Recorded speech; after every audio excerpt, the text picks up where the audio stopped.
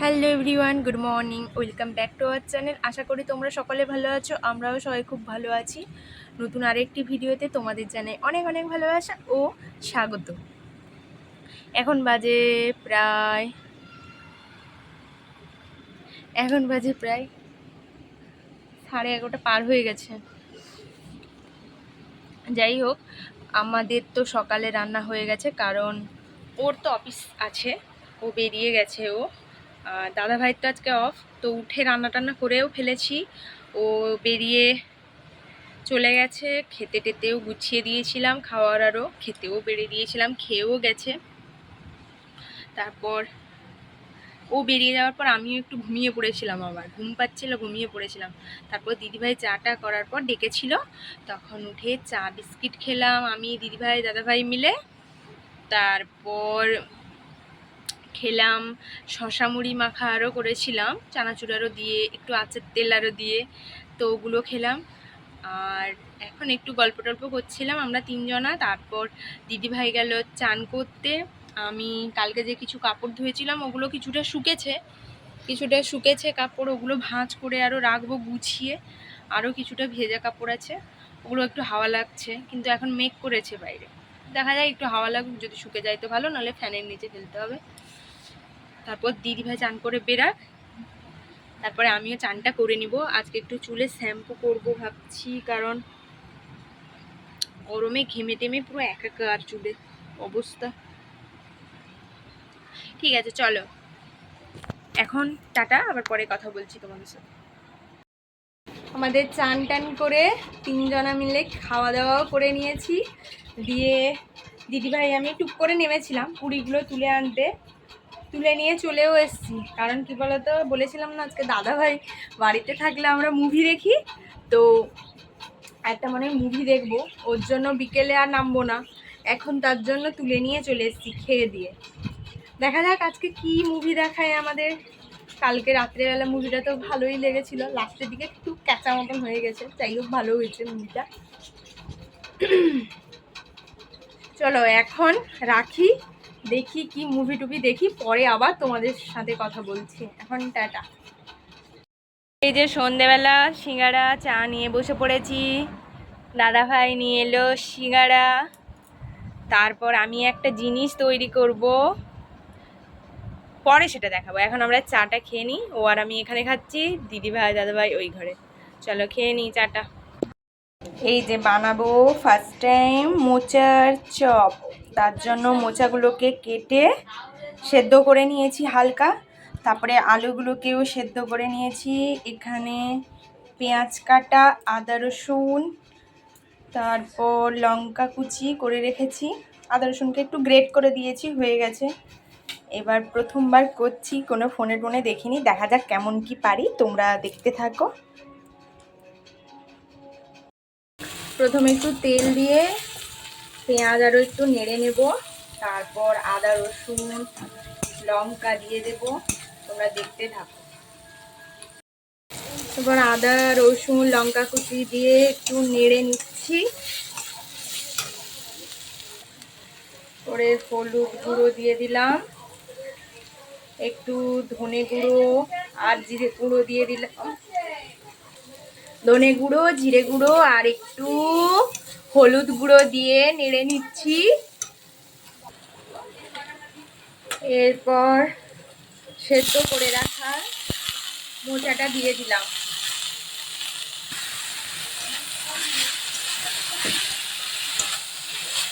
কয়েকদিন ছিল বলে না মোচাটা একটু কালো কালো হয়ে গেছে, ফ্রিজে রেখেছিলাম। মোচাটা একটু ভেজে নেড়ে নিই, তারপরে আলু সেদ্ধ করে রাখাটা দিয়ে দেব।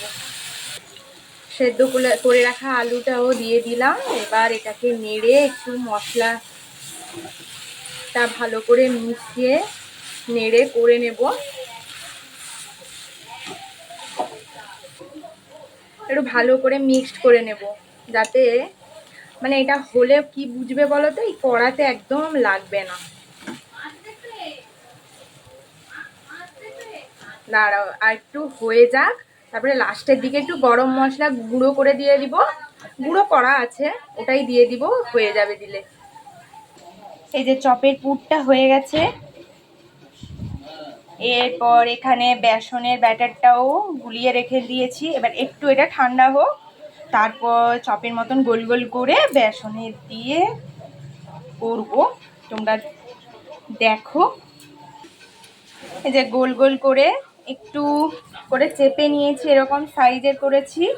এখানে ব্যাটারটা রেডি করে রেখেছি, আর এগুলো গোল গোল করে রেখেছি। এখনও মানে চেপে একটু চ্যাপটা করিনি, ওটা একটু পরে করছি। আগে এই চারটে আগে করে দিই, তারপরে। ঠিক আছে, দেখো তোমরা। এই যে হয়ে গেছে, তেলটা গরম। এবার এরকম করে এইভাবে এক এক করে ছেড়ে দেব কড়াই। একটু ব্যাটারটা একটু শক্ত করবে, বেশি পাতলা করলে হবে না। বেশি দেব না, চারটেই দেব। চারটে দেব, নাহলে নাড়তে অসুবিধা যদি হয়, ওর জন্য। যেহেতু তেলটা কড়াই অল্প করে দিয়েছি, ব্যাস। এই যে হয়ে গেছে চপ, ভালোই হয়েছে। এই যে বেশ স্পঞ্জি হয়েছে। চলো সবাইকে চপ মুড়ি আরও দিয়ে দিই, টিফিনটা করে নিই। সবাই চপ মুড়ি আরও খেয়ে নিয়েছি বসে। সবাই বললো খুব ভালো হয়েছে। আমরা ঠিক আছে, প্রথমবার করলাম, হ্যাঁ মোটামুটি ভালোই হয়েছে সবাই বললো। তবে আমাদের রাত্রেবেলার সবজি তরকারি কিছু করতে লাগবে না, শুধু রুটি করলেই হবে। তাই দিদিভাই বললো রুটিটা করে নেবে। সবজি করেছিলাম, আছে তরকারি, তাই দিদিভাই রুটি করবে। কখন পরে খাওয়া দাওয়া হবে, এখন সবে 9টা বাজে। আজকে মেঘ করলো, কিন্তু তেমন বৃষ্টি হয়নি। কি জানি কোথায় কোথায় বৃষ্টি হয়েছে।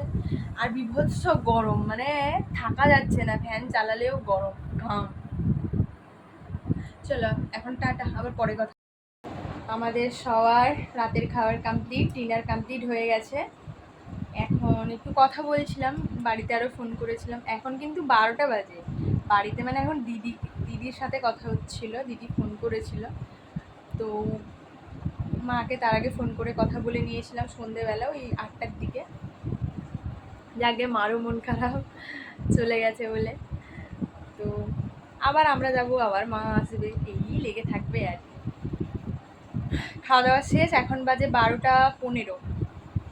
এবার একটু ভিডিওটা এডিট আরও করবো, কালকে তো সানডে আছে।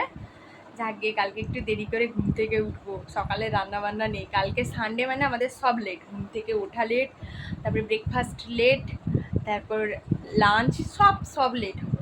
দেখা যাক। যাই হোক, আজকের মতন এখানেই ভিডিওটি রাখছি। আজকে যদি ভিডিওটি তোমাদের ভালো লাগে, like comment share and subscribe করো আমার চ্যানেলটি। এভাবেই পাশে থেকে সাপোর্ট করো। আর নতুন নতুন যারা আমার নিউ সাবস্ক্রাইবার হয়েছ, নিউ আমার দিদি ভাইরা, ওদেরকে অসংখ্য ধন্যবাদ। আর যারা আমার পুরনো সাবস্ক্রাইবার দিদিরা, ওরা তো আমার পাশে আছেই। তোমরা এভাবেই আমার পাশে থেকো, সাপোর্ট করো। আর নতুন দিদি ভাইদেরকেও বলছি, তোমরা আমাকে ভালোবাসো, সাপোর্ট করো, পাশে থেকো। সবাই সুস্থ থেকো, সাবধানে থেকো। আজকের মতন এখানেই টাটা, আবার পরের দিন দেখা হবে। Tata, good night.